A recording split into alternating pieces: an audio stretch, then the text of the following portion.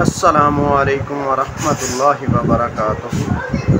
ایک واقعہ پیش آیا سی حضرت عمر فاروق رضی اللہ تعالی عنہ دے دور مبارک ایک مالک اپنے ملازم نال زنا کردا ہوندا سی تے اس ملازم نے اپنے مالک نو قتل کر دیتا۔ قتل کرنے تو بعد اس دا فیصلہ حضرت عمر فاروق رضی اللہ تعالی عنہ دے پاس چلا گیا۔ جس ٹائم حضرت عمر فاروق رضی اللہ تعالیٰ عنہ دے پاس پہنچیا تے انہوں نے کیونکہ انہوں دے دور مبارک دا پہلا واقعہ سی زنا والا، وہ پریشان ہو گئے۔ انہوں نے کہا کہ اس دا فیصلہ حضرت رضی اللہ تعالیٰ عنہ کرن گے۔ حضرت علی رضی اللہ تعالیٰ عنہ دے کول یہ واقعہ چلا گیا۔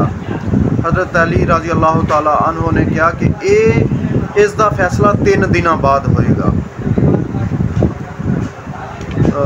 جس ٹائم 3 دن بعد فیصلہ سنان دا ٹائم آیا تو حضرت علی نے کہا کہ اس آدمی دی قبر کشائی کی جائے۔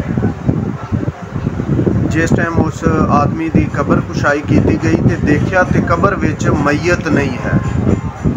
سب حیران تے پریشان ہو گئے کہ میت کتھے چلی گئی ہے، بڑے پریشان ہوئے۔ حضرت علی رضی اللہ تعالیٰ عنہ نے فرمایا کہ یہ لڑکا بالکل ٹھیک کہہ رہا ہے، بالکل اس دا مالک اس دے نال زنا کردا ہوندا سی۔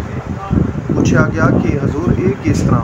انہوں نے فرمایا کہ یہ اللہ تعالیٰ دا حکم ہے کہ زنا کرنے والے نو قبر دے وچوں تیسرے دن نکال کے حضرت لوط علیہ السلام دی قوم دے وچ شامل کر دیتا جائے۔ مطلب زنا کرنے والے حضرت لوط علیہ السلام دی قوم دے وچ شامل ہو جاندے۔ اس واسطے اللہ اکبر۔